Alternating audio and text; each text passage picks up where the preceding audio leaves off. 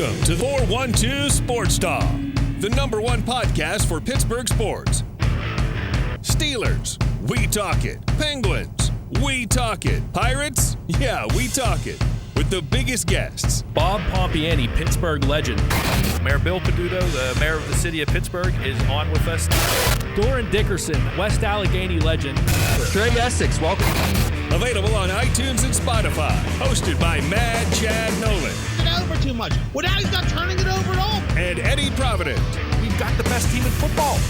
And now, 412 Sports Talk.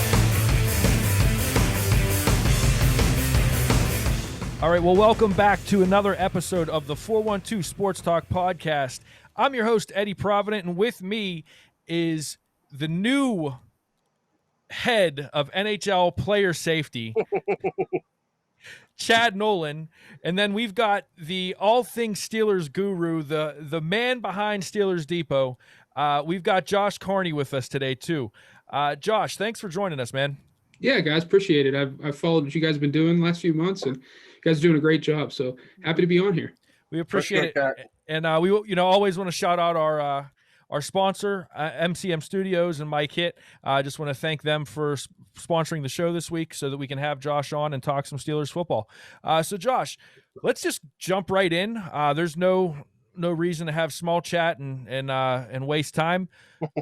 This Steelers draft, I feel like, was a very I think there were two schools of thought going into this draft, and you could see who was on which side of the school of thought. Yeah. And for me, I was leaning towards offensive line in the first round, but if there was going to be something that wasn't offensive line, for me, it was Najee Harris. And to see him in a Steelers uniform, the more I watch him, the more I see film on him, the more I study up on him, the more excited that I get that they actually did draft him. So this first question is two-part. Which school of thought were you sitting in, and then what would your draft grade be based on all of that? So I'm kind of in the school of thought that running backs are very fungible. I always want to invest in offensive line, but it's been a long time since the Steelers have had a running back as talented as Najee Harris. Now, I think you guys both know I'm a huge James Conner fan. I thought he was super underrated in this fan base, but Najee Harris just brings what the Steelers haven't had, which is an explosive running back. He can create yards on his own. He can catch the ball out of the backfield. He can pass protect. He is the answer to this run game, I think. But I've always been in the school of thought that it starts up front. You could have me, you, or Chad back there if you have an elite offensive line. The Steelers haven't had an elite offensive line in terms of running the football in the last few seasons. But anytime you can get a talent like Najee Harris in the backfield, it can fix some of those problems up front. I've seen some of the larger draft experts giving the Steelers, an average to below average grade for this draft class, but they had a goal going into this draft of let's fix the run game. Now, I had them taking Landon Dickerson in the first round, but obviously his medicals were a serious concern, but I was more than happy with Najee Harris. I would have liked a higher graded offensive lineman in the second round, but it's not like Pat Freiermuth can't block. And I've kind of come around a little bit on Kendrick Green out of Illinois there in the third. So I would say this is a B- draft class. Obviously, they're getting dinged for taking a running back in the first round because of the shelf life. But I think they went into the draft with a plan, and they fixed that in a sense of improving the run game. So you have to be happy with it as a fan because it's not going to be a one-dimensional offense anymore. So before I let Chad get in here, the one piggyback I have off of that is if you've listened to anything that Kevin Colbert and Mike Tomlin have said post-draft, one of the things that stuck out to me was that they knew for a few picks that I think they said somewhere around 15, 16, that they were going to pick Najee Harris. The only thing that stands out to me about that is Christian Darrisaw didn't get picked until right before them or a couple picks before them. So do you think it's a situation where they had Najee Harris that high on their list? I remember them saying that they had 8 players that if one of those 8 they would have fell, they would have taken them, wouldn't have traded backwards. That was they were going with them. Did they have Najee Harris that high, or do you think it was just they were so hell-bent on getting a running back in the first round because they knew the depth that was sitting there at the offensive line in this draft? I think it's twofold. I think they certainly had Najee that high on the board, but they also knew that this was an incredibly deep offensive line class, compared to previous years. So they could sit there and at pick 55 or pick 87, have their choice of whatever offensive lineman they wanted. But I do think that, the character off the field with Najee really had him high on the board. They wanted to bring in, that high character guy, someone that's beloved in the locker room. And I think you guys have seen what he's done in the community so far, just being a Steeler for less than a week. I think he was that high on the board, and they don't give a damn about, what Mel Kiper Jr. or Todd McShay has to say about a running back, or even me.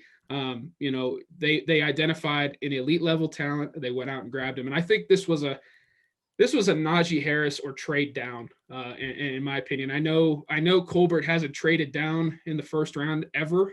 But I think that if Harris wasn't on the board, they were going to back out of pick 24. I think that's where that gap was. And I think all of us in the fan base were liking Darrisaw a lot, but you have to remember they didn't attend his pro day whatsoever. There was no communication with him from everything I've heard. So this was Harris or bust. And obviously they got Harris and they're thrilled to have him. I think the biggest thing with the Najee Harris stuff is, from what I'm seeing, is that there's just people that they're stuck on the running. They're stuck on the absolutes, and I hate dealing with absolutes. And that's, you're not supposed to take a running back that high. But there's always exceptions to that rules, and I think what's happening here is there's just some people that maybe either can't see or refuse to see just how good of a talent Najee Harris is, because I do think he's good enough to be an exception to that rule. When you go watch Nick Farabaugh, is a friend of our shows, and he was showing some all 22 tape the other day, and he was like, a guy his size is not supposed to be able to move like this. And the thing that this offense was missing last year, and it was, again, like you said, it was a very limited offense. So, okay, how can we fix that? Well, we can start with the run game, but today's NFL, the run game, a kind of an extension of it is Ben maybe just dumping the ball off real quick to Najee. And that can be also part of the run game, especially if the blocking is still not that great up front. They just didn't have a game changer like Najee Harris. So how do you, and including Matt Canada is going to take over. What kind of what are you seeing as far as like the difference from next year's offense to last year's? I think you're going to see more zone style runs, whether that's outside or inside. Obviously, they did inside zone quite a bit, under Randy Fichtner. But Matt Canada likes to spread defenses out, hit you with athleticism. And you have to look at the type of guys that they drafted as well up front. Dan Moore Jr., outside zone guy. Kendrick Green, the most athletic interior offensive lineman in the draft. He can get out on the move. So having a guy like Najee Harris that, all 3 years at Alabama, he played in different systems. So he's familiar with, he could play the straight ahead I formation, pound it down your throat. He could do inside zone, outside zone. I think you're going to see this team run outside tackle more often. Granted, Harris isn't a 4-4 guy. He's not going to turn the corner and take it 80 yards on a touch, but he can get around the end and he can really dish out punishment. And the one point I wanted to make about Najee Harris, because I keep seeing, comments like they're going to run him into the ground after 5 years and move on. It's a horrible waste of an asset. If there's one back in this draft class that can break that trend, it's Najee Harris. Mm-hmm. He's 6'3", 230, 240. Like, go for it. He's built to take punishment. He's never had a serious injury in college. He's going to come in, and I think he could be a 10-year player with the Steelers. Granted, I'm not thrilled about handing out $15, $16 million a year for a running back, but again, if there's one guy, it's Najee Harris. So, but going back to your question, Chad, I think it's certainly, you're going to see inside zone, outside zone. It's not going to be power, counter. You're not going to see that stuff with Matt Canada. I think you're going to see guys get out, outside the tackle box and work in space against smaller defenders. And a lot more motion too, I assume, right? Correct. Yep. Yeah. That's what we've seen from his time in college, with LSU, Pitt, Maryland. That's what this offense is going to be. And, having a guy like Najee Harris who can create his own yardage is going to be huge. And to your point, Josh, one of the interviews I heard, I think it might've been on NFL Network, where they were talking to Najee Harris about, what does he view himself as? Because a lot of people, I think, in Pittsburgh see that size and we say, man, this dude's a power back. He's gonna punch people in the mouth. And he looks at himself as an elusive back. I don't think he came out and said a speed back, but he looks at himself as more a, first cut, get away from somebody, hit the edge kind of guy. To your point, what you're talking about, more off tackle kind of play, run plays. And so, he did say, if I've got to run through you, I'll run through you, but he definitely considers himself as more of an elusive back. And I don't think that we've had somebody that can do both in quite a while, because if you look at, Lev Bell was more of the patient, look for that hole, look for that seam kind of guy. Willie Parker was that first step, he's gone. We haven't. Bus was that heavy duty, just pound you kind of running back. Connor liked initiating contact. We haven't had one of those guys that can do both in a very, very long time. And that's, I think, what I see in Najee Harris that excites me to the point where I don't care as much that they didn't get their first round offensive lineman, because this dude is such a triple threat when it comes to he could be the power back, he could be the elusive back, and he could be the pass catching back.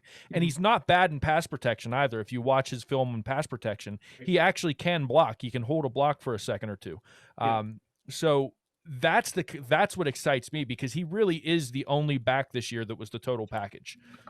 Yeah, and a couple weeks ago on Twitter, there were a couple of talking heads from the fan that compared Najee Harris to Eddie Lacy, which really got under my skin. The guy I've seen all along since Najee Harris came out of California as a 5-star recruit is Matt Forte. Now, Matt Forte was one of the top backs in the NFL. I mean, just from a fantasy football perspective, he was like the be all end all there for 5-6 years. But that's who I see with Najee Harris. He's the complete package. We know that the Steelers want to have that bell cow running back. They don't want to do running back by committee. That's just not Tomlin's MO. And Harris answers every question for you in the backfield. So getting a guy like that, regardless of where he was drafted, it has to excite you, because every time he's on the field, every snap, you have a guy that can do it all. And that's huge for this offense. Yeah.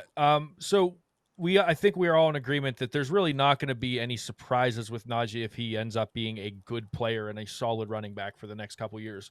But if you were looking at the Steelers draft class this year, and we'll even throw the unrestricted free agent or the undrafted free agents in this as well. If there was one player that sticks out to you that's going to be a surprise to Steelers fans, a name that's maybe under the radar right now, but come week 8 or 9, we're going to know who this person is, and we're going to really start to say, wow, he's a surprise to us all. If you had to pick one that would do that, who would that be for you? Quincy Roche, edge from Miami. I had a 3rd-round grade on him. To get him in the 6th is just massive. Yeah. The other day on Twitter, I compared him to Alex Highsmith. All the measurables line up next to each other. They both just know how to get after the passer. Roche uses his hands so well, can turn the corner. He's a veteran pass rusher coming out of college that just knows how to create on the fly and get to the quarterback. We know that the Steelers love to use their number 3 outside linebacker, 15, 20 snaps a game. I think Roche could come in and definitely push Cassius Marsh out of that role and really take off like Alex Highsmith did in his rookie year. They have a veteran experienced player that has played in multiple systems, is just a great guy off the field. And when you have a guy that knows how to rush the passer this early in his career, you really could just put him out on the field and say, go. When they made that pick in the 6th round, I thought that was one of the best value picks of the entire draft. There's no way he should have been around at that point. But adding him to that linebacker room with Highsmith and TJ Watt is just huge for this roster. The thing that stuck out to me on his tape was his ability to tackle. He hits somebody and they just go down. Like you don't see guys getting away from him very often. So many tackles in the backfield, not even quarterbacks, just getting the running back at first contact. And we see this a lot, I think, in the Steelers, especially, before we really shored things up with the defense. I remember the year we lost to Jacksonville in the playoffs, where you'd have guys that had speed that would get to the running back, but then wouldn't take him down. And the running back would either turn it into a no gain or a 2 or 3 yard gain. Right. Where what I see with Quincy Roche is he hits a running back, or he hits a quarterback 3 or 4 yards deep, and they don't get away from him. Yeah. I think his run defense is the most underrated part of his game. Everyone loves the sacks and the highlight reels coming out of college when it comes to getting to the quarterback. But that guy knows how to get into the backfield. He's smart. He's not, fooled by any of the window dressing that offenses may try to do. He just finds the football. And you brought up a great point, Eddie. When he gets there, he's going to finish the tackle. All you have to do is look at the Pitt game. Look what he did to Pitt, and he was in Pitt's backfield half the football game. Yeah. Even if he wasn't making the tackle, he was in the backfield causing chaos. Yeah, it was a fantastic pick. I mean, I told a buddy this. I jumped off the couch when they made that pick because it was like, well, we're late in the draft here. We need an outside linebacker, and it's like I still don't know how this guy's on the board. I haven't really heard that the Steelers were connected to him at all, and to see him come off the board there was massiff. And one undrafted guy I'd like to just touch on quickly was Jamar Watson out of Kentucky. Okay.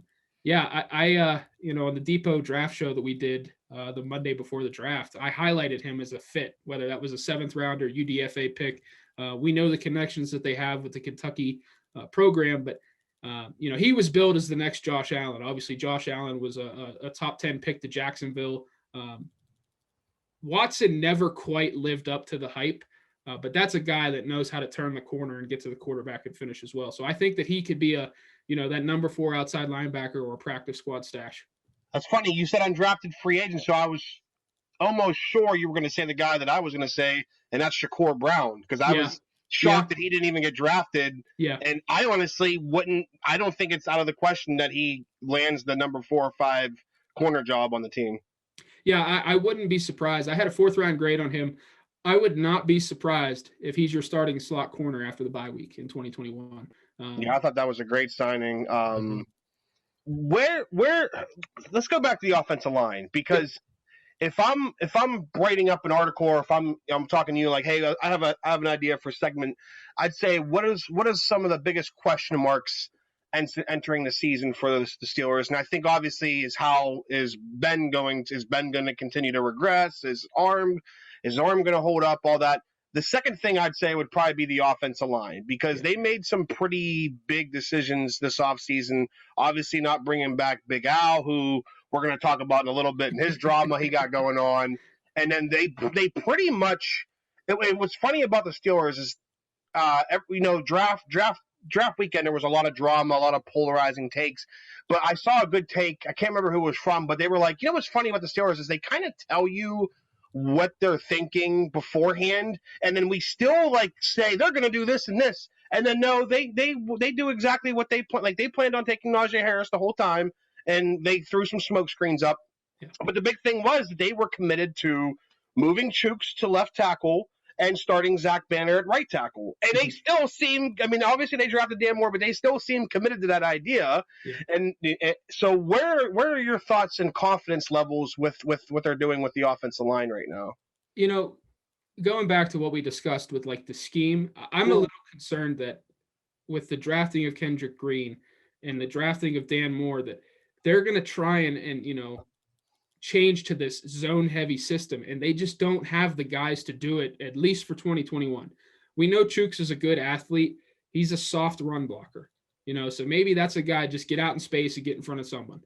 Yeah, Zach Banner dropped all this weight.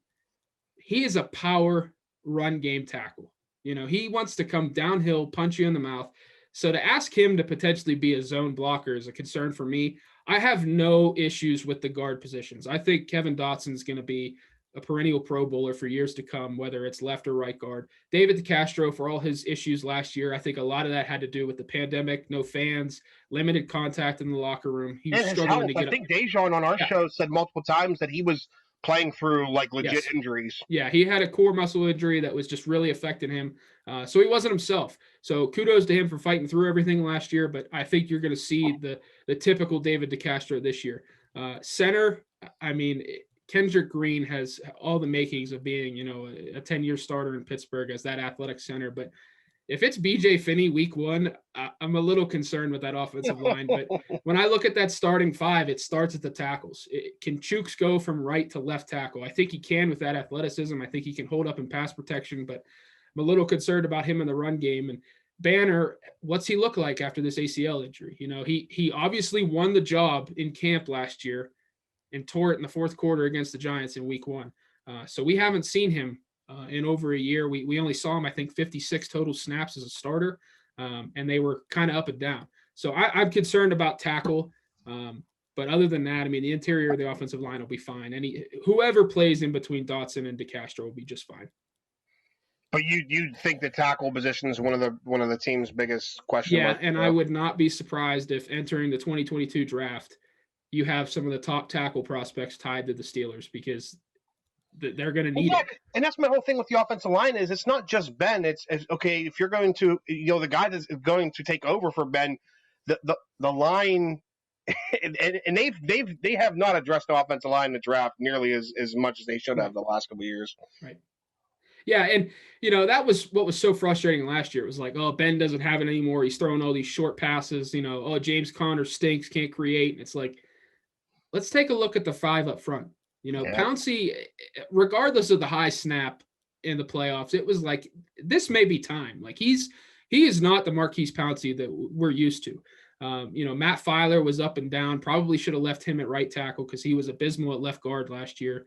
Obviously, we talked about what was going on with DeCastro and Villanueva just sunk like a rock, down the stretch. But yeah, it was very frustrating to hear the national media and some of the Pittsburgh media saying, "Oh, it's Ben, it's the system, yada yada yada." It's like no, like the core of this offense is the starting 5 up front, and when they're not good enough.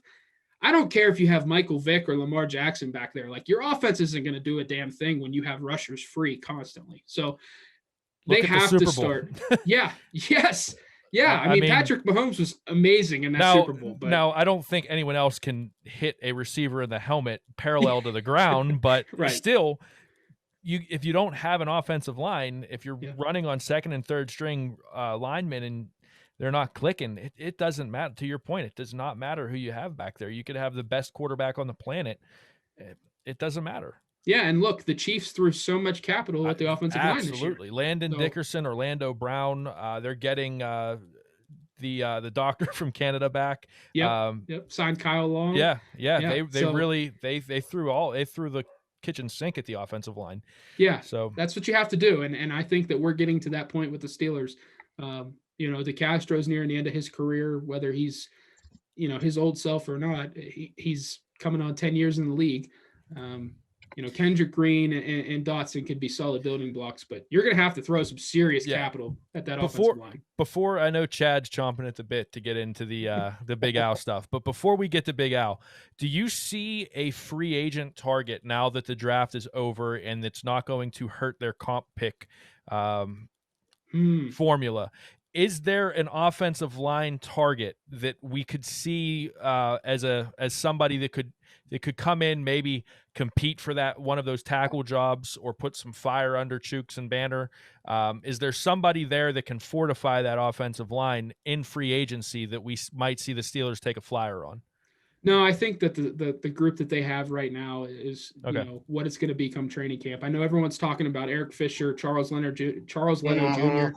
It's just not going to happen. Not at the price tag that they're going to command. I know Fisher's coming off the torn Achilles, but I mean that's a 2-time Pro Bowler, former number 1 overall pick that started on a Super Bowl champion. He's not going to take veteran minimum. Leno started nearly 100 games in Chicago, and he's not going to come in and potentially battle for the starting left tackle job. He's going to go somewhere where he can start from day one, and the team that continues to circle around left tackles at this point is the Indianapolis Colts. And before we talk about Big Al, I did want to ask, I saw this floating around on Twitter, I think it was yesterday or the day before. Is there a legit chance they could re-sign Steven Nelson? That I've heard some rumors that's possible. One source I reached out to said that it would have to come from Nelson's camp, that he'd want to do a reunion with the Steelers. But yeah, considering that they didn't really address cornerback other than Shakur Brown in the draft, I would imagine that the Steelers are like, hey, you're still out there. We can offer you a 1-year deal. But it would have to be Steven Nelson saying, hey, this team gave up on me. They cut me.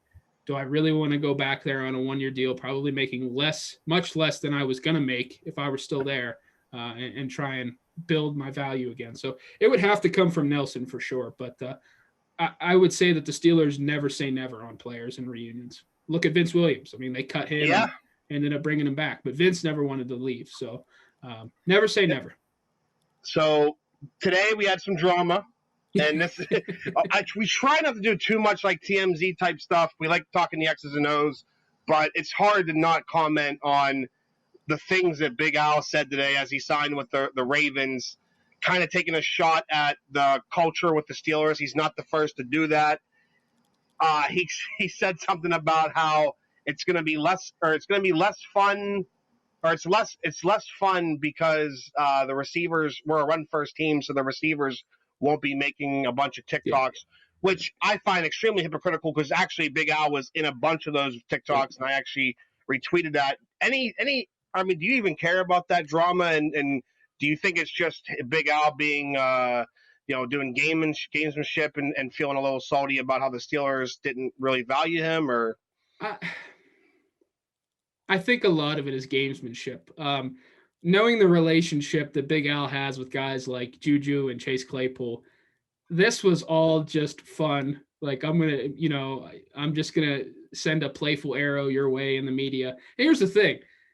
Billy doesn't have a smartphone. He has a flip phone, and he's going to go home and not care.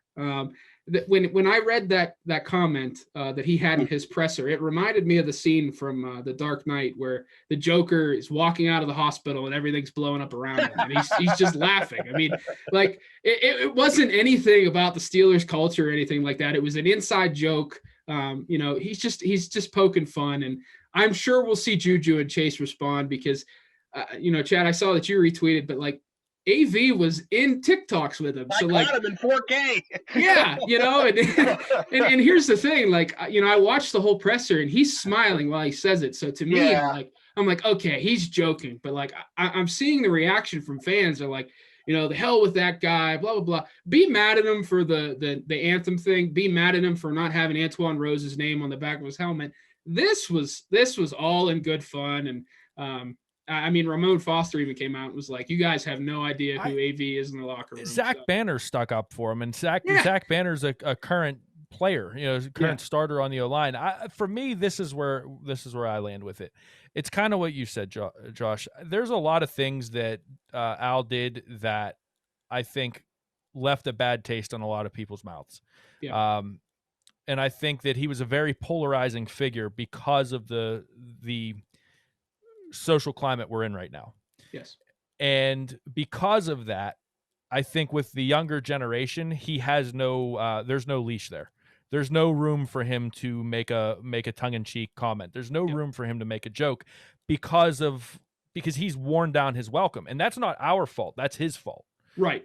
And so for me, it's like, yeah, you're joking, but I don't really like, if people don't take it as a joke, well, I don't care, but I don't think he was serious. I don't think that was anything malicious. I think that was, a friend being a friend. I think we sometimes forget that, we see these dudes on TV. We know that they're getting paid millions and millions of dollars. We expect them to be these physical specimen, like almost robotic on the field, and we forget that they're guys, like they're dudes being dudes. And, they've got friendships, and they're going to make fun of their friends, and they're going to do stupid things, and they're going to goof around. I mean, if I had the chance to, to bust Chad's balls in the media, I probably would do it. And people would say, oh my gosh, did you hear what happened with the 412 Sports Talk podcast? It's just guys being guys having fun, like we've all done it. We've all been there. And I think that, that's what this was. Yeah. And, here's the thing. I had this discussion earlier when I saw the comments. It's twofold. Like, people have a tough time reading sarcasm through text on Twitter. It's very hard. I struggle with it. I have some people in my mentions where I kind of snap and I'm like, that's the most ridiculous thing I've ever heard. And they're like, dude, I was just messing around. But going back to, the situations that AV has found himself in the past, I think people have taken that, seeing him standing out there, hand over his heart by himself. That was wow, he's not a team player. That dinged him from fans saying like, oh, he's a terrible player, because before that it was, this is a top 5 tackle in the league. Like, look at this undrafted free agent story. He's an Army Ranger veteran, served in multiple wars. Then that happened. It was like, the hell with that guy. He stinks. Then the Antoine Rose situation happens, and they tied that to his play as well, which I think was a little unfair. Was he what he was in the beginning of his career? No. But to say he was a terrible tackle who needs to get out of town, it was a stretch. Now it's like, well, first he signs with the Ravens, which, first of all, players do not care about rivalries. They don't, like, not in today's world, Money. Right. So it's not like, oh, I'm a Steeler, I can't sign with anyone. This isn't the days of Plex and Joey Porter going onto the Ravens team bus and trying to. Right. Yeah. It doesn't matter. It's like, who's going to offer me the most? And AV got $14 million over 2 years. Why would he turn that down because it's the Ravens? It makes no sense. So people were upset about that, and then he has these comments today, and it's like, the hell with that guy. He's dead to me. Blah blah blah. I get it. That's the fan reaction. I totally get it, and I'm not going to tell anyone that they're wrong doing that. But I mean, it's unfair to tie some of the off the field or political stances to his play, because he was never a terrible tackle in Pittsburgh. He certainly he wasn't good. He wasn't good this last season. Right. I think everyone can agree with that. And I think that at the end of the day with the Steelers, that's where everything starts and ends. Yes. If he was a Pro Bowler this past season, if he was, the best offensive tackle in football, do you think anyone really talks about any of this stuff? No. Not at all.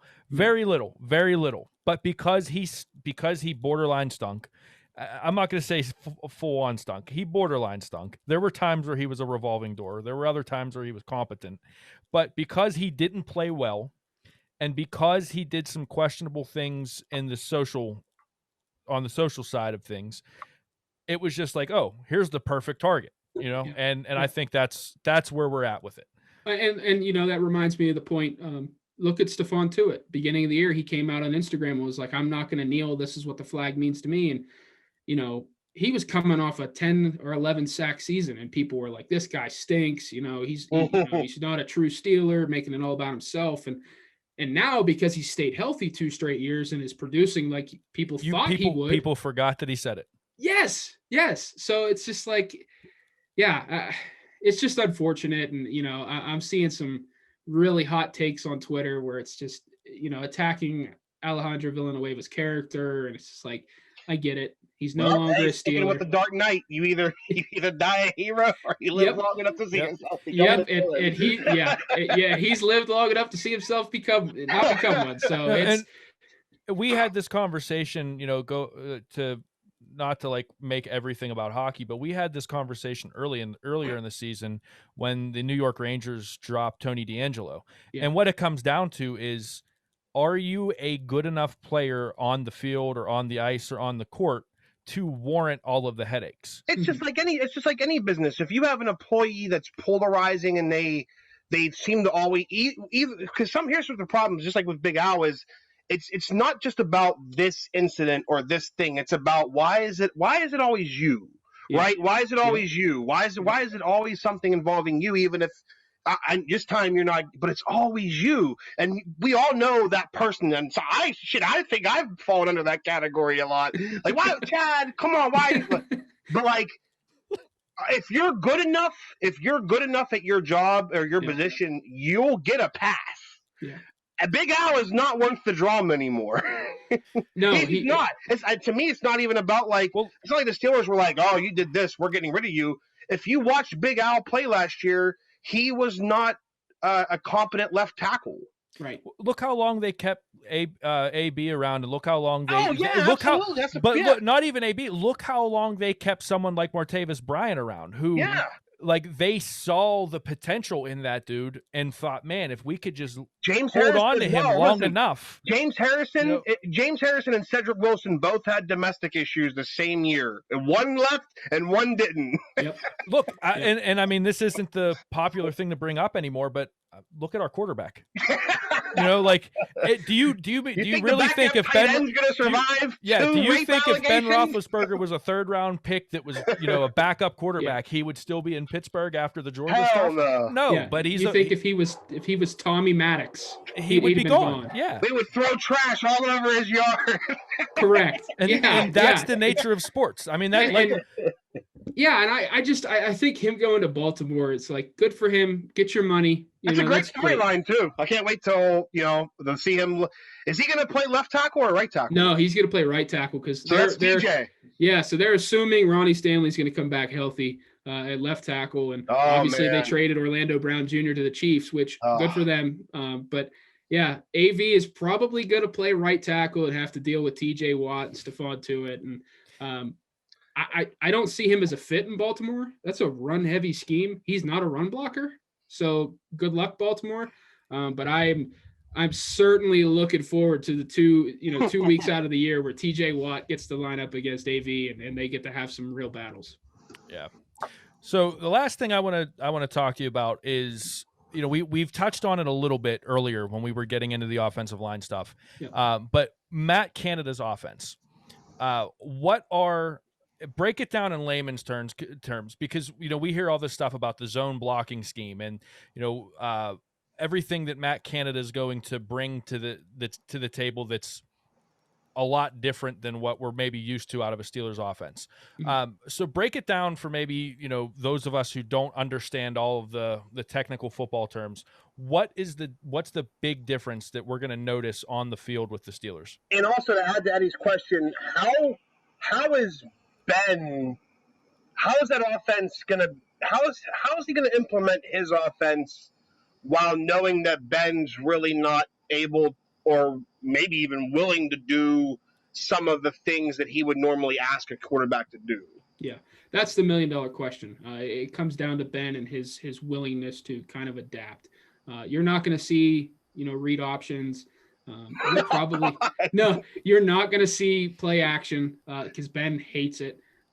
I do think you're going to see this team attack horizontally more.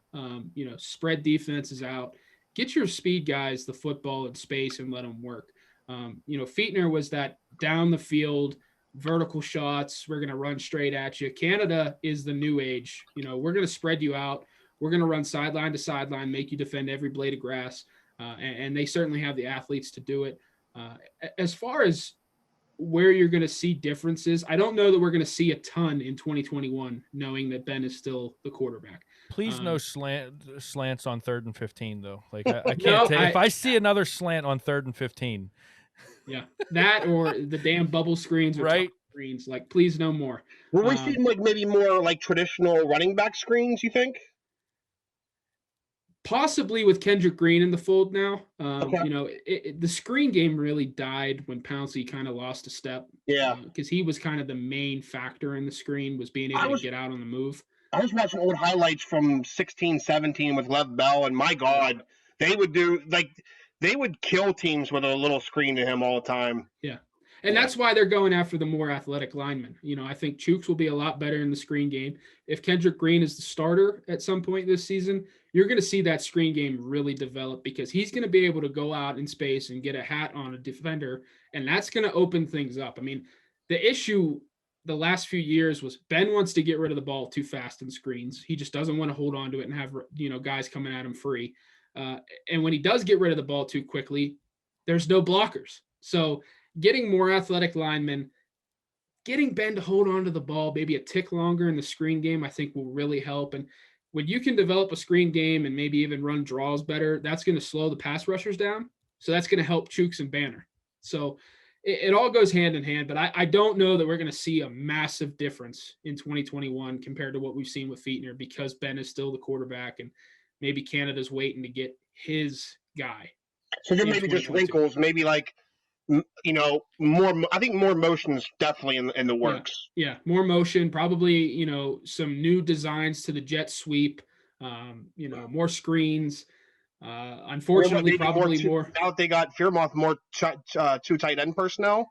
Yeah, it would have to be. Honestly, it would have to be. And that reminds me. I hope people have tempered expectations with Freiermuth. Like he's not a vertical threat. He's more that Hank concept, 5 to 7 yards, middle of the field, run after catch. I think Ben's going to love that, though. Absolutely. Well, that's what Heath Miller was. Yeah, that was. I think that's probably. That was Heath Miller. That was Jesse James. So Ben's got to be ecstatic. But I'm certainly excited to see what this offense looks like in preseason. I just hope it's open more with all these weapons, and we're not doing the traditional, everyone's the motion. I don't think people understand how like when you watch other teams, and I hate always go because the grass always looks greener, but like when you watch a lot of the other potent offenses, I mean they run, and it's not, this motion stuff is not meaningless. It all has a meaning to it. Yeah.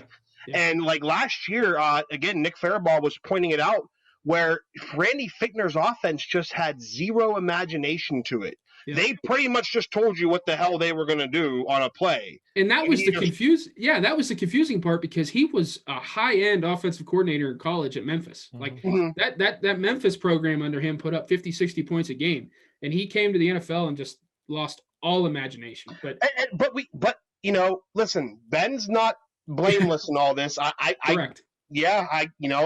He probably doesn't want to do all that stuff, but I think that, he has to realize that it's a new day and age in the NFL, and when every other team is doing it and they're successful, you either adapt or die. Yeah, and the motion helps him out. He by motioning, offensive weapons, not only does it create confusion amongst the defense and those defenders may be assigned to him, but it also tips off, hey, this is what this defense is going to be doing here. Zone, is it man? Is it this? Is it that? Yeah, I mean, look at Tom Brady. I know it's an unfair comparison. It's Tom Brady, 7 Super Bowl rings, one of the greatest ever.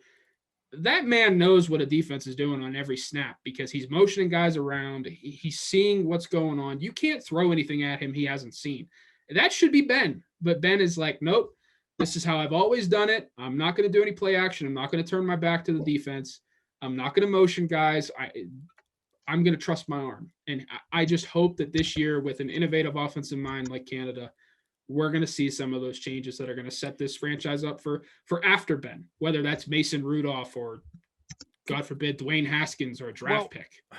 That brings me one. I know I keep saying one more question, but the whole RPO thing and the whole, like movement and motion thing. Let's go a hypothetical here and say week 5, Ben goes down, right? And he's out long-term. Would you put Mason Rudolph in, or would you put Josh Dobbs in? Because I feel like Josh Dobbs might be more of a Matt Canada style quarterback. That's a good question. I would still lean Rudolph, because Rudolph ran the spread at Oklahoma State. So it's same tendencies, but I would certainly have a package for Dobbs like they had in that week 17 game in Cleveland. Heck, I'd even throw in Haskins at that point. I never got your gauge on that, Josh. Are you a Mason believer, or do you believe that Mason's a starting caliber quarterback once Ben leaves? I think he's a Tommy Maddox type. He could be a bridge, but he's not a guy that you go, yeah, he's not a guy that you go, that's our next guy. We got to lock him up. I wasn't surprised at the 1-year extension. That ensures that no matter what, you have a guy familiar with the system in 2022 when Ben's done. But yeah, I never understood the first round grade that the Steelers reportedly had on him. I don't even believe that. Yeah, and I know that he's got a bad rap on him because of the whole Myles Garrett situation and the allegations. I think we saw some of his potential in week 17 against Cleveland, pushing the ball down the field, taking vertical shots. He has good accuracy. If he had better pocket presence. Yeah, that's always been his issue. He's a statue in the pocket and really does not feel pressure well. But when he doesn't feel it. It's just and some quarterbacks have it, some quarterbacks don't. Yeah, and the problem with him at Oklahoma State was he had 1 or 2 set reads on every throw. So my first read's not there. There's my second. If I don't have the second, I'm chucking it out of bounds. And I still think I still see that a lot with him too. Yeah, because he threw some beautiful balls against Cleveland in week 17, but then the interception, and there was a couple other throws where you could feel that if he even gets slightly pressured, or if his first read's not there, it's kind of like panic mode. Yep. Yeah. That's where I'm at with Rudolph. He's an NFL quarterback for sure. I think that even if he leaves Pittsburgh, he'll be on a roster somewhere as a backup. But yeah, I'm not banking the future on. Okay. Yeah. The one guy, and I know this is for next year, but the one guy that I've had circled for them is Ritter from Cincinnati. Cincinnati, yeah. Okay. You got to get a mobile quarterback in for Canada that can throw has the ability with his legs. I like Josh Dobbs, but he's never going to be a starting quarterback in the NFL. So, yeah, Cool. they got to find a quarterback. I'm glad they didn't do it this year and waste valuable draft capital on a quarterback. I'm going full Yinzer, full Homer. Bring in Phil Dracovic. That's not Homer Yinzer at all. I mean, I bet he's probably top 15 pick next year. Oh, so. I could see it happening, especially if he has a really good season at Boston College. I can see him, cracking the top 15 easily. Yeah, for sure. Well, Josh, you got anything you want to plug? I mean, we mentioned Steelers Depot. I think everyone knows that. Anything else you got going on? Coming out or anything like that? I know this is a Steelers website, but you also do some work with SI for the Colts. So, yep. Anything else you want to throw out to the listeners? Yeah, just keep going to Steelers Depot. We're going to have so much in-depth breakdown of every draft pick in UDFA. I think we've had draft profiles on every UDFA so far. I think we're one of the few sites that has that. We're going to go in depth on, each draft pick. I'm going to have a pass protection piece on Najee Harris here later in the week. I'm going to look at Quincy Roche's run defense. So I'm glad we talked about that here. And then, we just started a new podcast with the Colts at SI. It's the Horseshoe Guys. It's Jake Arthur and I. We stream, once or twice a week on YouTube and just kind of talk all things Colts. So, I appreciate you guys letting me come on the show here and talk Steelers football and do some shameless plugs there at the end. So I appreciate it. Yeah, we'll try to have you on, maybe a little bit right around preseason or whatever to get your gauge on everything. Yeah, whenever you guys need me, just give me a holler. Sounds good, man. All right, well, this has been the 412 Sports Talk podcast brought to you by MCM Studios. We will be right back after a brief message with Jesse Marshall of The Athletic. Hey, 412 Sports Talk family, what's going on? It's your guy, Eddie P. I'm sitting in MCM Studios right now with our sponsor, my man Mike Hitt. Mike, what's going on, brother? What's up, bro? 412 Sports Talk Podcast, Pittsburgh, PA. What is up? What we're doing is, we're a local podcast. We talk Pittsburgh sports. We're completely supported by people that are either from Pittsburgh or have ties to Pittsburgh. And even our sponsor, MCM Studios, is over in Allentown, in the heart of the city of Pittsburgh. But I wanted to bring you into the studio so you could see what Mike's got going on, and you can see a little bit of, what happens behind the scenes here at MCM Studios. Mm-hmm. So, Mike, what are you working on right now, man? I'm working with always a stable of talented artists. Whether they're from Pittsburgh, they come to Pittsburgh to come to MCM Studios, they move here from out of town, whatever the case may be, a young, old, guy, girl, pop, rock, reggae, R&B, trap music. I just work with a lot of guys that need the love and the attention and the direction in order to get their sound and their business together and their whole artistry, in a position that is the quality and the vision that they were looking for. I kind of just help them bring all that together. So they're like, oh, or I would have been lost for the next 3 years if you wouldn't have said, hey, go do this, or sing your song like this, or write a song like this, or this is a good look for you as an artist. That's really what MCM Studios does, and what I have going on is just continually helping artists. If they get famous, they get famous. If they don't, they don't. But just helping them along on this artistic journey so they can look back, and it felt like it was worth it. Yes. I know how much it means to be a musician and need that backup. And I'll be honest with you, Mike has been a big, big part of the business side of 412 Sports Talk and how much we've grown as a business too, helping us with the legal side of things, giving us all the tips that he's learned in 10, 11 years of business. So, like I said, I just wanted to get you guys to take a look at the studio, hear it from Mike himself, and just get a little bit of the behind the scenes of one of our sponsors, our first sponsor, MCM Studios. And you can check them out at 412mcmstudios.com. You can check them out on Facebook at MCM Studios Pittsburgh. Check Mike out on Twitter at Mike Hitman with 2 T's. Let's build this Pittsburgh community because there's a lot of cool people, a lot of talented people, and a lot of great things going on in the city. Mike, you got anything else to leave them with? Support the people around you that are doing cool things. If you can see that they're serious and they're dedicated and they're putting the time and they're making the investment in themselves, at least make, at the very minimum, the investment of believing in them. That's what I did for 412 Sports Talk Podcast. That's what I do at the studio with the artists. Just Look at your life as one big investment. And I really think by doing that, we can all help bring everybody around us up. So there it is. I hope you guys enjoyed this little mini tour. We'll be back with stuff like this. In the meantime, again, I'm Eddie Provident. From Mad Chad Nolan, from my man Mike Hitt. We'll catch you later. Peace. All right, welcome back to the 412 Sports Talk podcast. Again, we want to thank Josh Carney from Steelers Depot coming on in the first segment. I want to thank our sponsor, MCM Studios. You can catch them at 412mcmstudios.com. Shout out to Mike Hitt and his crew for everything that they do. We've got Chad and I got a repeat offender on right now.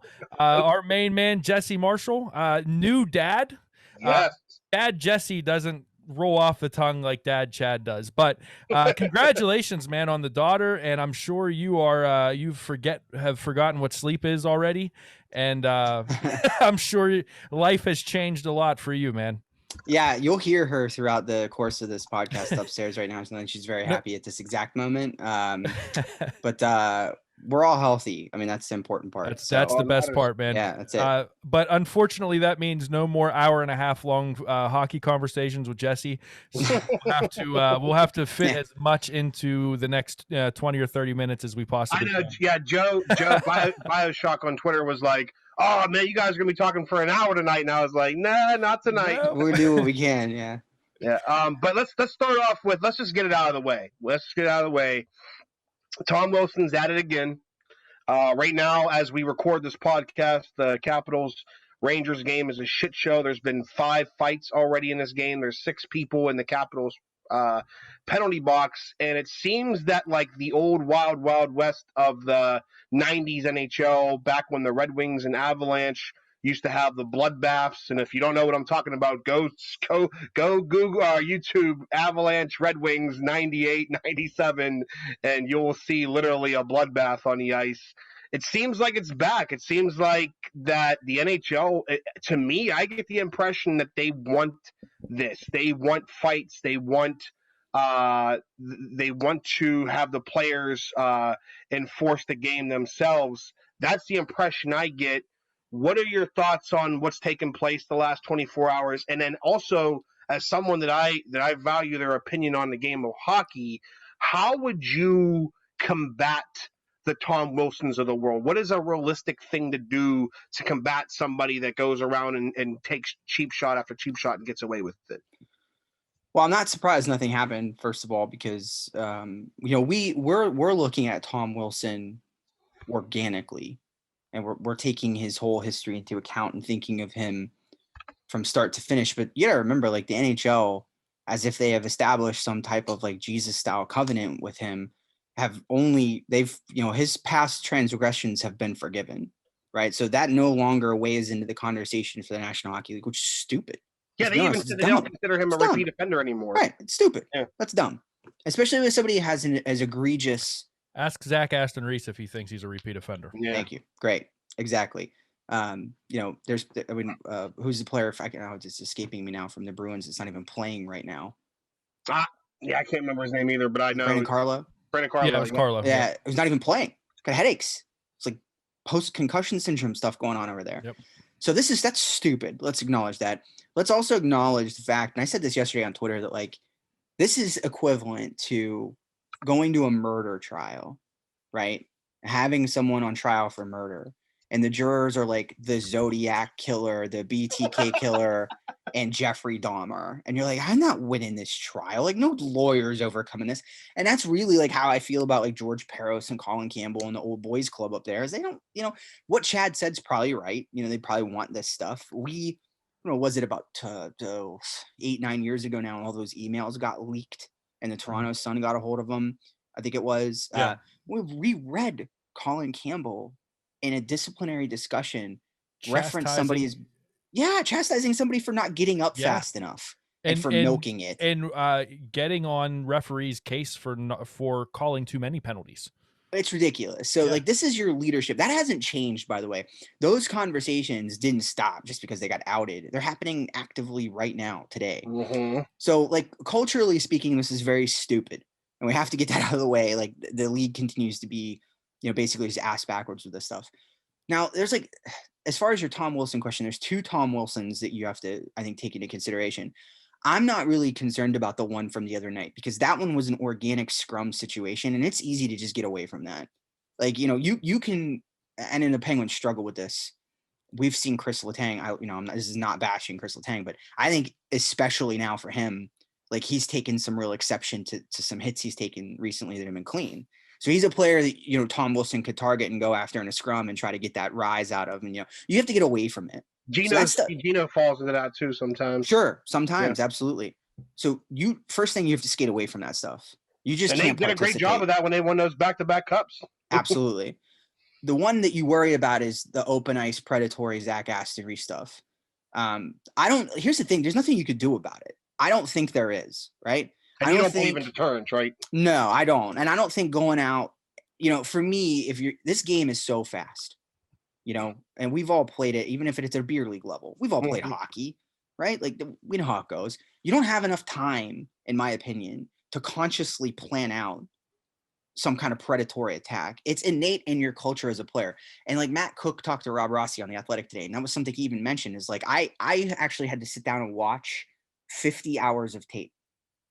And I had to watch like Ryan Callahan and like all the like physical gritty players of that era. Matt Cook sat down and watched tape to see like, where was their line?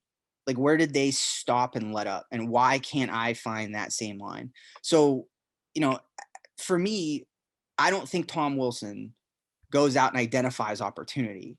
I think what he does is just plays like an idiot, right? And so whether you have Ryan Reeves on your team or Ulf Samuelsson, it doesn't make a difference because he's not going to think twice. It's just the way he's played for, one physical hockey player, Chad, to me doesn't erase 9 years of playing a certain way. The sad truth about Tom Wilson is that there's not many guys, if any, that could actually beat him one-on-one in a fight. So if you had the biggest, toughest guy. See, I disagree with that because when he steps down from fights all the time, man. Like he'll and this is the thing that he does. This is what he's good at. He's good at getting under the entire hockey team's skin, and then when someone goes to fight him, he skates away laughing. We're also, I think, just in general beyond a point. And I wanted to address this. I just remembered that I wanted to say this.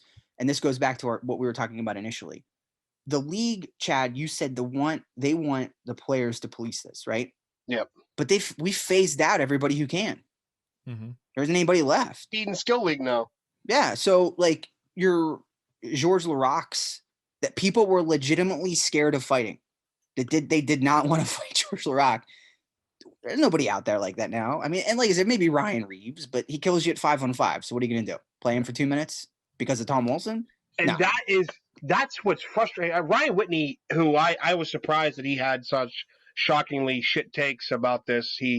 I know he panders to an audience, but he was kind of like doing the troll stuff, like everybody would want Tom Wilson. But the thing about Tom Wilson is that here's the sad reality is that Tom Wilson is actually a capable and competent hockey player. Yeah. He's not a goon. They were trolling me in Washington this week, Chad, pulling up some of the tweets I had from his draft year. Yeah. Where I talked about how good he was. I'm like, well, damn, everybody saw this coming. Dude, I don't know anybody saw the predatory stuff coming because he really didn't play like that in Plymouth.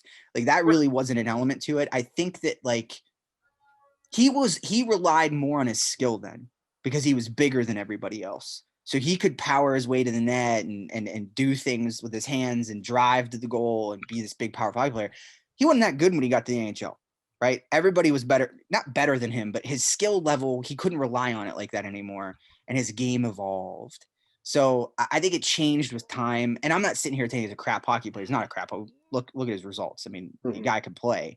But I think that the element we see now evolved out of him no longer being the biggest kid in the class. Well, and just being able to bowl people over on his way to the net.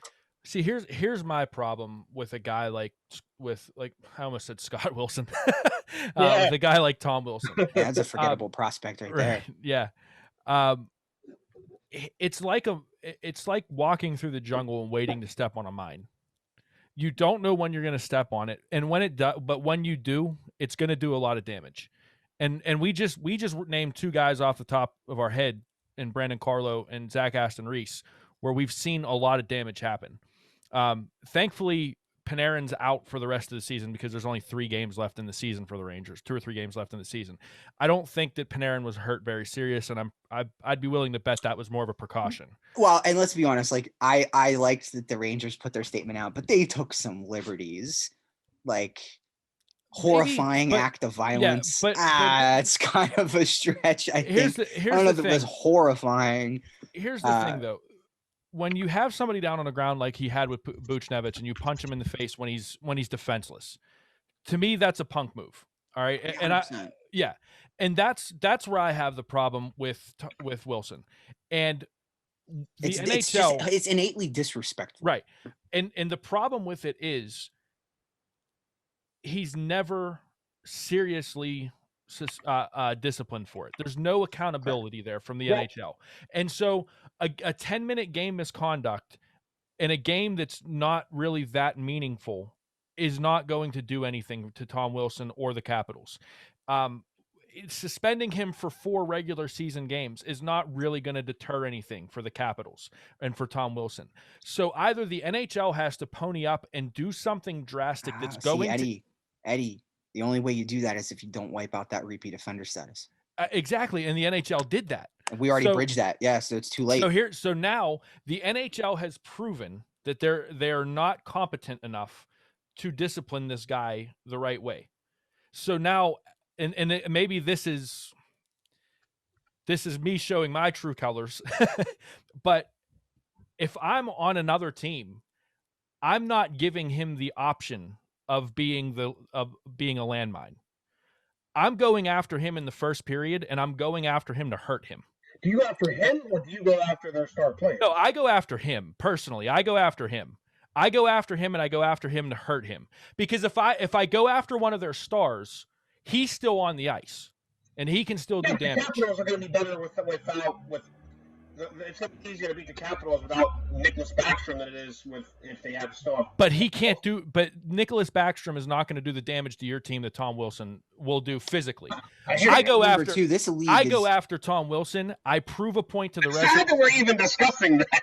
And that's the thing. If the NHL would just discipline him, there's no question. There's no conversation. Jesse, I want to get your thoughts on this. To me, it's not just about disciplining him.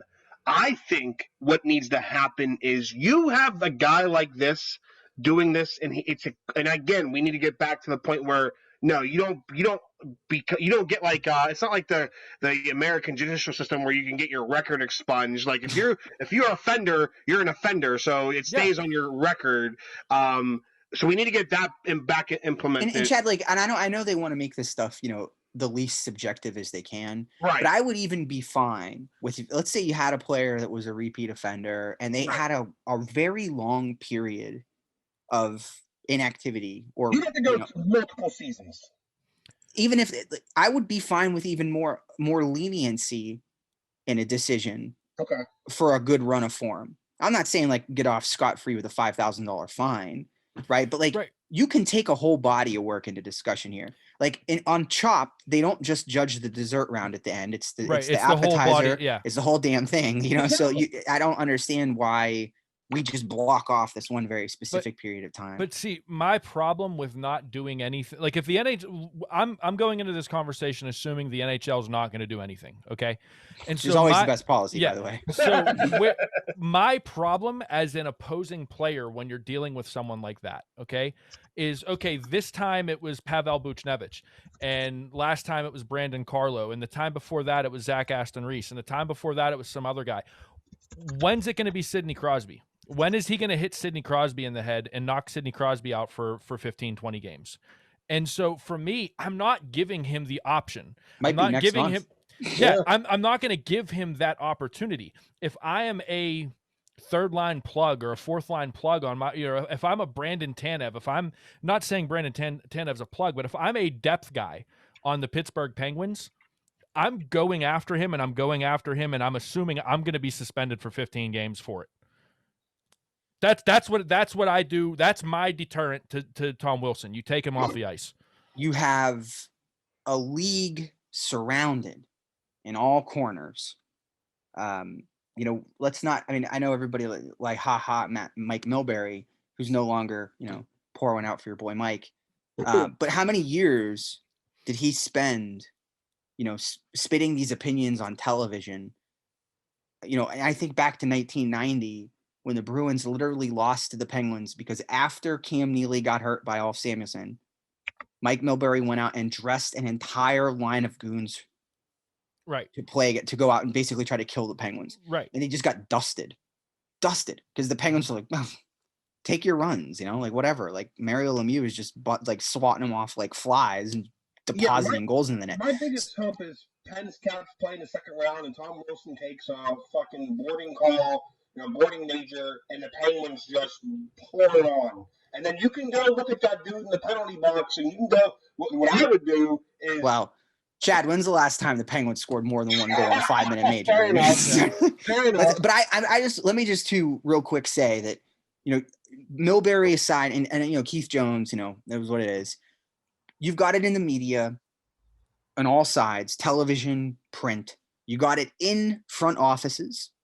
If you look at what happened with the Rangers today, and what's continues to go on with the Sabres, and you've got it in the Department of Player Safety. And what it is, it's a bit of nepotism, right? But this was my role, right? I played in 1978, and this was my role. And I'll be damned if I'm going to let it go away. I'm responsible now for perpetrating this role in today's game because I see myself phased out along with it. So it's very personal. These people get very personal about this stuff because to them it represents an era that they participated in and they feel removed from the game now. So they have to cling to that era. I've said this once, I've said it 1,000 times. These people will be phased out because everybody dies, right? And that sounds morbid, but one day, right? One day there's going to be turnover and people are going to look at this stuff differently. And maybe it's not moving as fast as it is. I hate the fact that I have that, like, this is the stance that I'm taking right now, because there was nothing more fun than watching those back-to-back Stanley Cup seasons with the Penguins. And even watching the Lightning last year, how skilled they were, how fast they were, just how fun they were to be on the ice and just see the skill and the talent. I mean, one of my favorite teams to watch this year is the Toronto Maple Leafs because of how fast they are and how skilled they are and how much offensive firepower. Yeah, Colorado. I don't turn McDavid on any night. Yeah, I don't like the fact that the NFL or the NHL still has this going on, but I'm looking at it from a realist point of view that he's eventually going to hurt a superstar. So don't give him the option to do it. Don't give him the chance to do it. And that's like, I realize that you're sacrificing a roster spot or two to do that. I fully understand that. And that's like where the tear in this belief is. But at this point in time, if the NHL is not going to do it, someone has to. And I hate the nuclear option, and I hate saying go hurt people, but take this dude out of the league. Do everyone a favor and take him out of the league. So I think that if you go into a series against the Capitals and you think about Tom Wilson that much going into it, you already lost. And that was that mentality was the reason why the Penguins regressed as a team. I agree with that, and I don't know that the playoffs are the time to do it. I don't know that I would do that in the playoffs, but in some like regular season game next year in September, yeah, I'm going after the dude, and I'm making sure I put his face into the boards, and I'm making sure all that does is escalate things. I think then, like I said, go back to the Red Wings and Avalanche where it's a tit for tat, and then you get results like tonight where, I mean, this game honestly is an embarrassment, and people are saying that like it's like watching a car wreck. Like you don't want to watch it, but you're watching it. Chad brings up a good point too, Eddie. Is that, and I'm not saying you're wrong, but there's a discussion to be had. You can say I'm wrong. I don't care. I'm not. No. But because I don't know the answer to this, right? Like I honestly don't. But is it? You better off? Yeah. Are you better off going in and just trying to get your business done and not poke the bear? Right? Like the Penguins have plenty of beef with Tom Wilson. Yeah. Right. But not like the Rangers do right now. Right. No. So, you can't go in bearing the beef of another team. That I agree with. That I give you 100%. I just think that, like, okay, again, power play jokes aside, Tom Wilson does something stupid. Penguins score power play goal, they win the game. You have a chance to go up to you can skate right by the Washington bench and be like, your boy's fucking costing you the series. Yeah. I mean, that's a real thing. Yeah. Yeah. And so I guess the next question is then where, if you are, I mean, like, now we got to look at this realistically. Brian Burke and Ron Hextall are running the Penguins now, whether we like it or not. That's who's running the Penguins. Brian Burke watches Tom Wilson cause all of this chaos and destruction in the New York Rangers, in the New York Rangers organization. Okay, what is Brian Burke going to do? What's Brian Burke's answer to this when he's building the Penguins roster? What's Ron Hextall's? Because we know what kind of goalie Ron Hextall was, and we know, what kind of, I don't think that he's as old school as Burke is when it comes to building a roster, but we know the mentality that these guys come from. Do you see any major changes in the Penguins roster over the next offseason? Got it. No, I mean, look at Ron Hextall's acquisition so far, Jeff Carter. Not exactly the kind of player that screams, beat you up, right? No, but he's also a big body that won't take anything from people. I mean, he's not a fighter. Sure. I would consider him a little grittier. I don't expect a change in philosophy. I think what we've affirmed is that this window is not closing. Mm-hmm. I mean, it is. Don't get me wrong, it is, but not as fast as everybody thought it was. Yeah.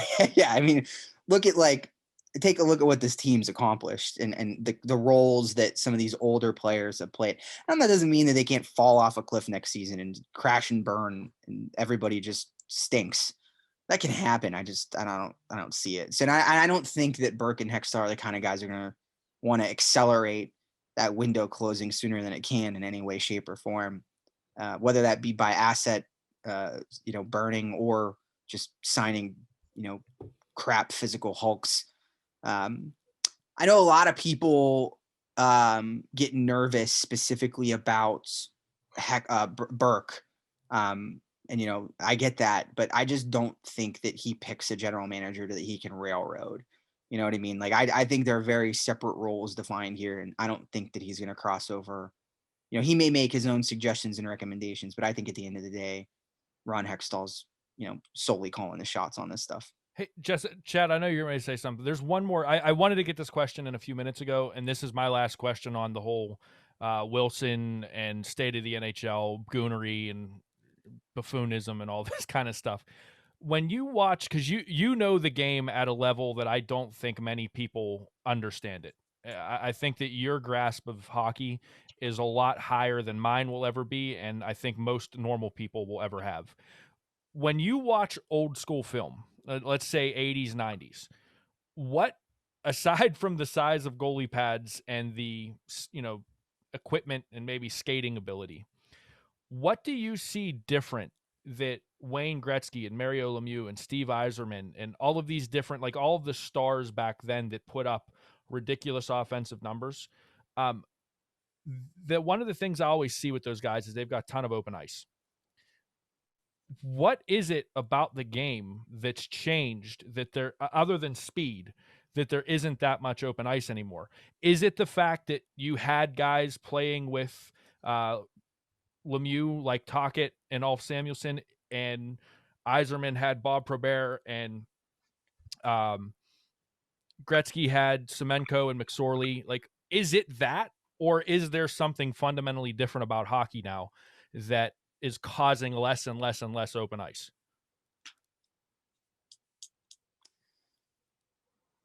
I think I know that's a very big question, but yeah. And I want to specifically say that I think that the era we went through in the 90s, the dead puck era with the 2-line pass, fundamentally in some way, shape, and form changed how hockey was played forever. Okay.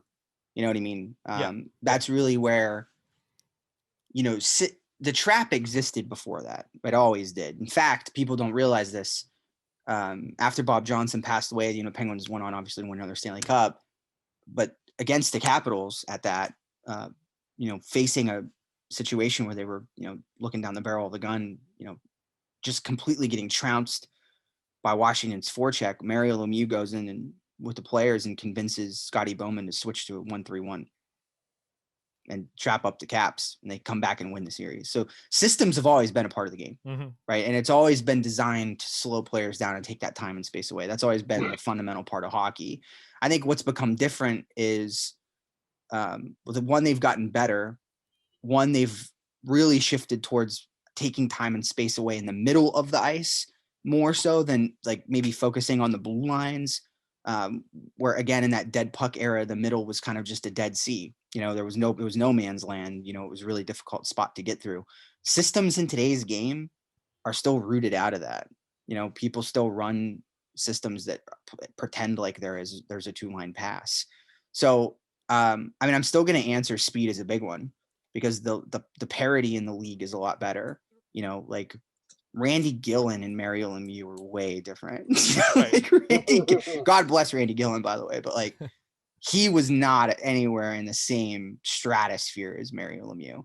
And you could say the same thing, like Evan Rodriguez and Sidney Crosby. There's a very clear, distinct difference between those two players, but you line them up next to each other and tell them to go, Rodriguez probably keep up with Crosby, right? Like that to me is the difference, is like Randy Gillen couldn't keep up with Mario Lemieux. But beyond that, the 90s changed a lot of stuff. It really did. It slowed the game down, made the game more defensive, made people think the game differently. And we've come out of it. It's look at the way the game's played now. It's beautiful, but there's still that element still remains. It'll never really go away fully, I don't think. So then the follow-up to that, because we did talk to Josh Yohe about this a little bit, and he had an interesting answer. Do you think that there is still merit to those guys that open up space for the Stars? Josh Yohe said that if you asked Sid point blank, he likes having a guy like a Ryan Reeves on the team. It makes him feel a little bit more secure. Do you think that there's truth to that? Do you think there's merit to that? Or do you think that that's something of a bygone era? I'm sure there is from a player perspective. Yeah, absolutely. I think everybody would tell you they feel better with a player like that on the roster. But the problem now is you got to find a player on that like that that can skate. To me, in 2021, if you can't skate, we can't have a discussion about you getting ice time. And unfortunately, I took a lot of heat when that Reeves trade got made. There was people sarcastically, what's his Corsi, Jesse? Well, it sucks. And guess what? It continued to, didn't it? And he didn't even make it to Christmas, did he? Like he got benched in Vegas and stuff like that. So, it's just, you got to be able to play the game. And we said it earlier about Tom Wilson. That's one of the reasons why Tom Wilson's so effective, because he can. It's one of the reasons why Matthew Tkachuk's so effective. Matthew Tkachuk could skate like crazy, man. Yeah, go get a Matthew Tkachuk. They're expensive. Yeah, they're expensive and they're crazy.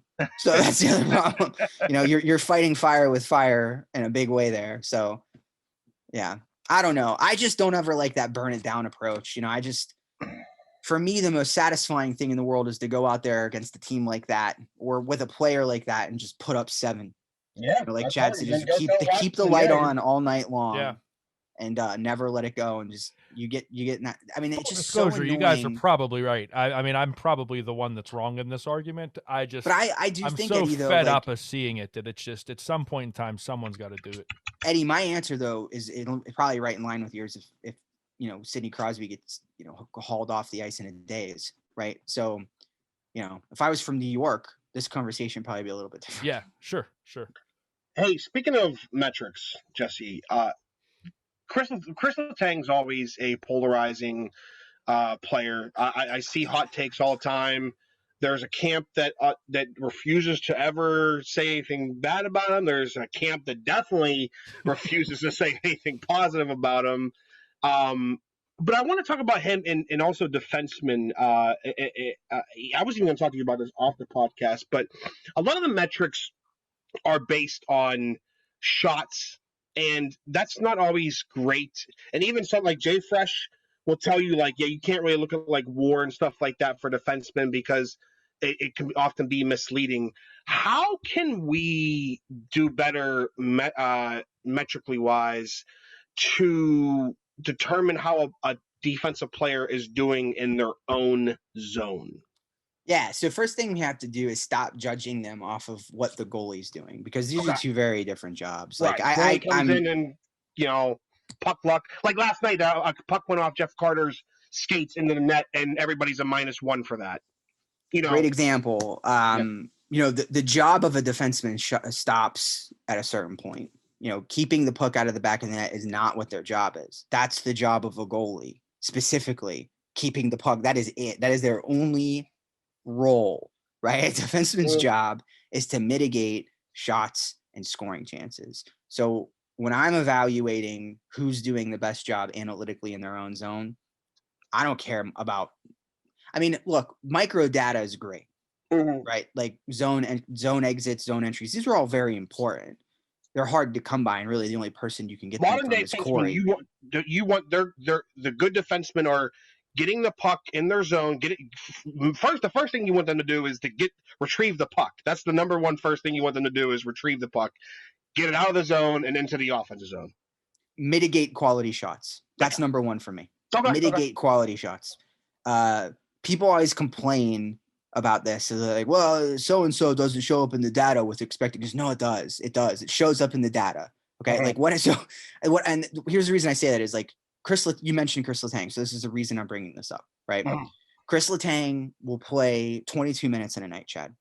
A lot of times he plays more than that. Yeah. More than that, but I'm just throwing a number at you, right? He will make one egregious mistake. And sometimes I'm a Letang fan, but sometimes like being behind the net and leaving. I was just gonna bring that one up. I wanted to. I just could not understand for the life of me what he was doing in that situation. Yeah. And it wasn't even like the puck battle that he was anticipating was like one Brian Dumoulin was going to win. I mean, it was like 20% at best that he was going to come out of there with that thing. Yeah. Letang still, I guess it's good he has that kind of faith in his partner if you want to look at the bright side of it. And if you're going to have faith in somebody, it might as well be Brian Dumoulin. But what I was trying to say, Chad, is he'll play 22 minutes tonight, stellar hockey, but he'll make a mistake that gets clipped and put on Twitter. And people remember that mistake because it led to a really good scoring chance, right? It did.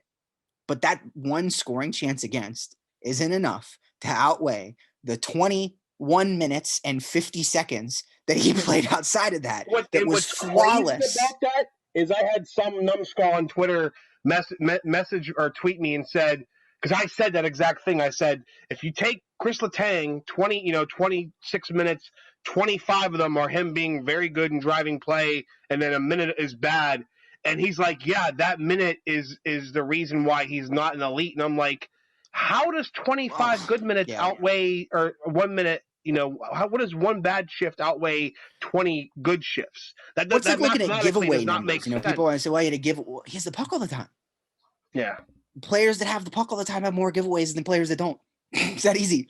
Like Mark Jankowski, you know why he didn't have a ton of giveaways? Never has a puck. Can't give the puck away when you don't have it.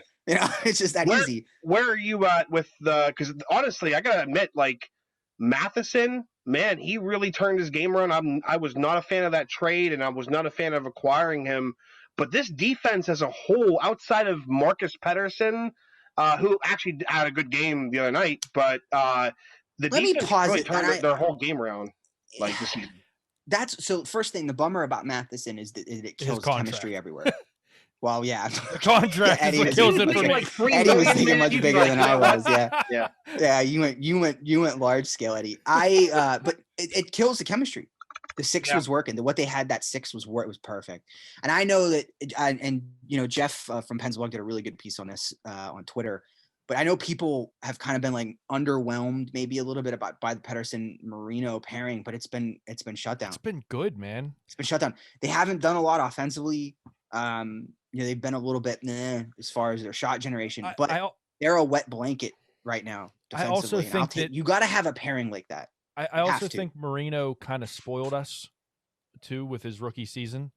And I think everybody was expecting that next big step forward offensively and defensively. And we didn't get that right away. And he's been very solid. Like you said, he's been very solid defensively, especially the second half of the season. He dug himself out of a hole analytically. And so I think that people still have this like, oh, well, Marino's not playing to his potential, and they're not looking at the underlying numbers. That no, he actually in his defensive zone. Not only that, Eddie, what's the potential of somebody in their second year? Right. Who's determining what that ceiling is supposed to look at? if we just take goal, I mean, goalie is the most difficult position in the league. We all know this, but there's nothing harder than being a young defenseman in the National Hockey League. And that's why, like, when people like Adam Fox and Cale Makar do these things that they do, it's special. jaw dropping. Yeah, because it's like, this shouldn't be happening. So I think for the skill set that Marino has, and the fact that he wasn't even playing on the right side of the ice for a majority of the earlier part of the season, which killed him. It killed him defensively. That's what passing the puck on your backhand is one thing, but having to defend on your backhand is another. And I think he just kept getting drawn off to his natural side and was out of position, and it was a mess. And you can see it in the tape too. I saw a few things that you posted throughout the season that you could see him just kind wandering, of almost like a magnet, you know? Yep. He was wandering back to the other side. So all that in consideration, I can't make any complaints about the way John Marino's playing right now.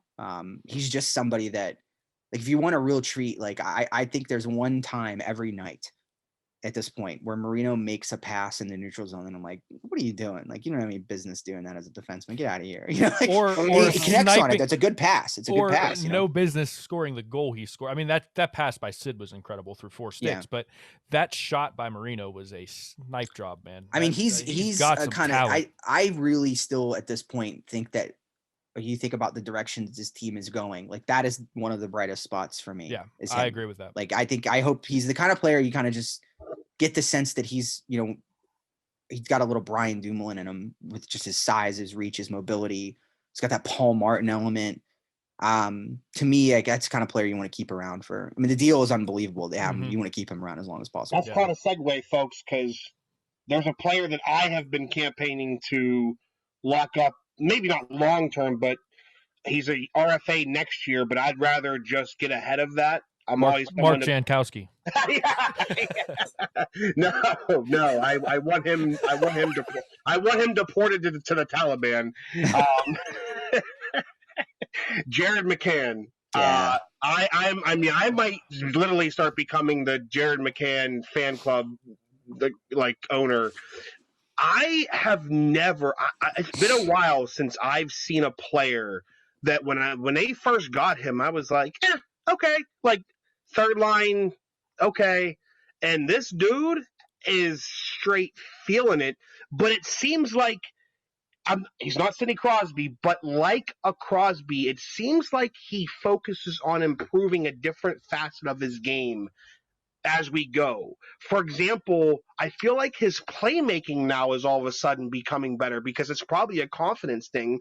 But Jeff from Pennsblock had pointed it out where, for a while there, it was kind of like, we know what he's really good at. He's really good at skating on that and rushing in and creating shots. But now all of a sudden recently, he's showing vision and playmaking that I really hadn't seen before.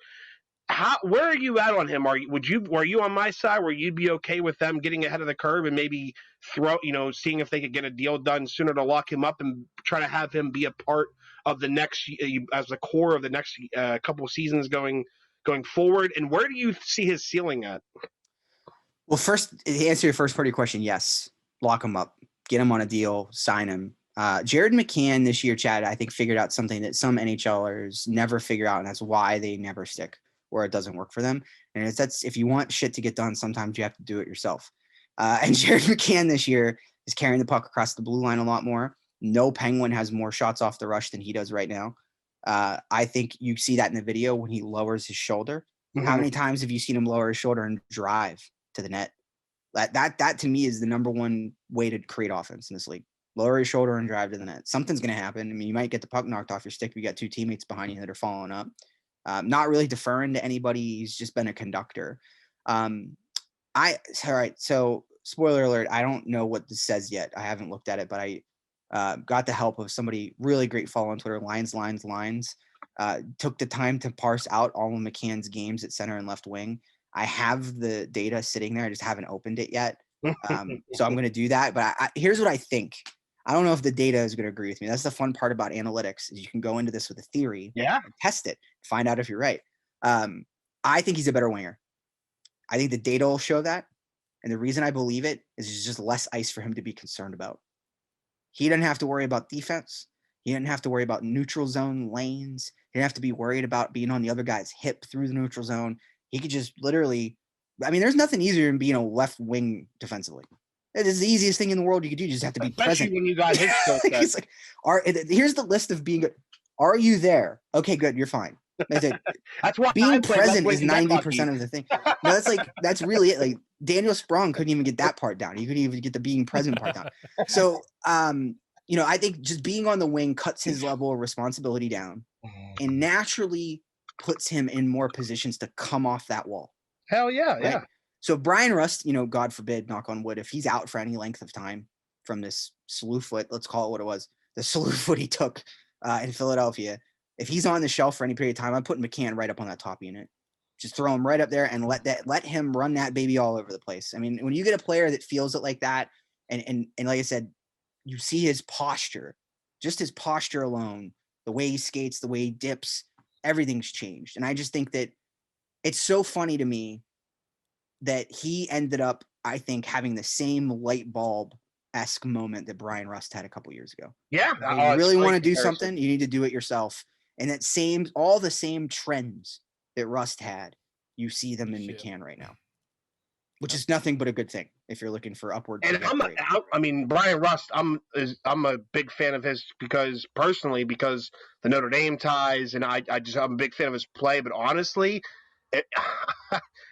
gun to my head, if it was just a situation where, hey, we have to choose between one of these guys going forward, I might honestly lean towards McCann. So I'd probably just point the gun at myself at that point. Hey, honestly. Jesse, we know you got a child to attend to, so yeah. I got one more question for you. It's not a hockey question, so I just want to get your opinion because I am Super League. Oh. I am an aspiring football fan. Okay. I'll use the correct terminology here. What, if you can give me like the 2-minute Cliff Notes version, what was the Super League or what is the Super League? Why is it good or bad for the sport? And what is your personal? Yeah. Americans are bad, Eddie. That's what it comes down to. All right. So in Spain, in any country that belongs to UEFA, which is different than FIFA. FIFA is international, right? UEFA is domestic. So Spain, Portugal, all the way down the line, the top clubs in those countries every year, like in England, it's the top 4, France, I think it's 3, go to the Champions League. Right. The Champions League is just a big tournament of all which I these think is teams. Awesome. I think that's great. One of the coolest things. Yeah. Oh, it's phenomenal, man. This week, the absolute scenes you get out of it are phenomenal. Like this week, you had PSG and Man City and Angel Di Maria stomping on someone on the sidelines out of frustration and Neymar melting down. I mean, it's always great to watch Neymar melt down. But so these teams play in this huge tournament, and it's money city. I mean, TV money, everything. I mean, you name it. That's where you getting into the Champions League changes your fortune. Sometimes if you're a smaller club forever, right? So this year, a lot of these teams didn't qualify for the Champions League or might not, right? Like Liverpool's out right now. Some teams have stolen the spot from them and taken it away. But like Liverpool's out, Man United or not Man United, Tottenham, a lot of teams that, you would normally see in there. Big name, big money team. Yeah. And it's different circumstances. The pandemic, the scheduling was different, but like, look, West Ham United, like my club was just fucking good, man. They were just good. Right. They beat the shit out of a lot of really good teams all year long and kind of deserve to be in the situation that they're in. And what happened was the Super League basically was teams, Madrid, Chelsea, Man United, a lot of these big super clubs formed their own Champions League that they cannot be relegated from. Right. Like they can never be kicked out. So like they didn't earn their way into a performance-based tournament. And so as they made their own tournament, tried to make their own non-performance-based tournament. And their excuse for it was, well, fans want to see these games, right? We want to see them organically, right? We want to see Liverpool versus Madrid in a Champions League final. We don't want to see it in some goddamn exhibition friendly for a trophy that doesn't mean anything, for a league that people can't be kicked out of. They took their ball and went home. Mm-hmm. So what it does is, if you create this league, it I don't think it kills the Champions League, but it certainly changes the landscape. I think about like my club, like West Ham qualifying for Champions League, we change everything. Our owners are, you know, they call our owners the Dildo Brothers, you know, because they own like a porn empire in the UK. It's the hugest, biggest porn, but it's not a lot of money there. You know, like they don't have Right. a lot of money. So, you know, we want to spend to be competitive. We don't have it. So qualifying for us would mean retaining our good players, right? We have right now, and being able to go out and sign impactful ones that could push us even further, you know, potentially up the food chain.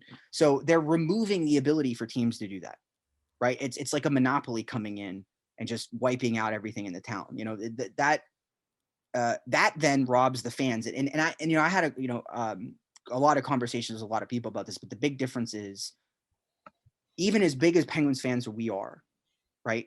We don't own a stake in it the way that they do over there, right? We don't have a 150-year history of the Penguins, right? The Penguins weren't formed out of a group of people that lived and worked in the area and supported the community, right? So it's just different. It's not the same. It's a different environment.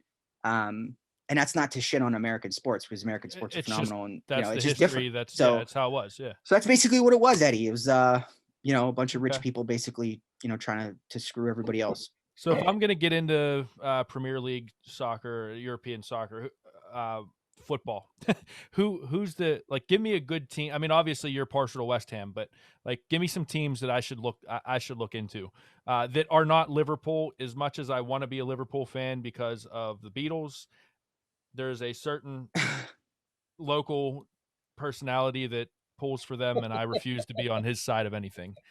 I mean, I my advice is, don't make a decision before you watch the teams, because you don't want to lock yourself into liking a team and then hating the way they play, right? Okay.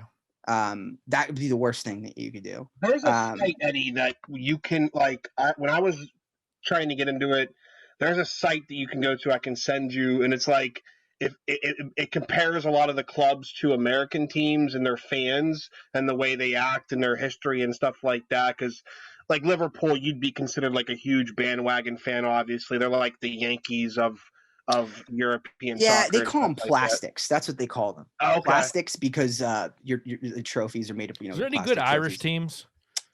Celtic is the only one. There's only one. Here's what I would tell you.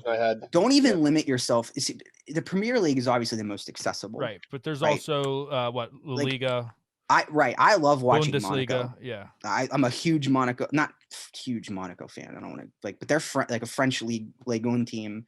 Okay. And I just think they play fun games. Like, I watch them and I'm like, damn, this is wild. Like, look at the way they play. So, you know, I don't catch a lot of French Ligue 1, but that's the way I did it. You know, I only picked West Ham because, you know, East London, where they're based out of, and Ambridge have a lot in common. Okay. You know, Okay. and like, you know, I thought about it, you know, logistically, and like Ambridge was named after the mill, the American steel, you know, American Bridge Company. That's where I grew up. And West Ham, you know, the Irons was named after Thames Iron Works, which is, you know, kind of like it's got a Steel City vibe. It's a very blue collar area. And their fans are very much, I would argue, like, although West Ham doesn't have the biggest supporters group in the world, every time it's like the Steelers, in that every time they go somewhere, they outsing the home fans. You know, so it's like they're really obnoxious, often drunk, you know, waving stuff and So they're just Flyers yelling fans. obscenities.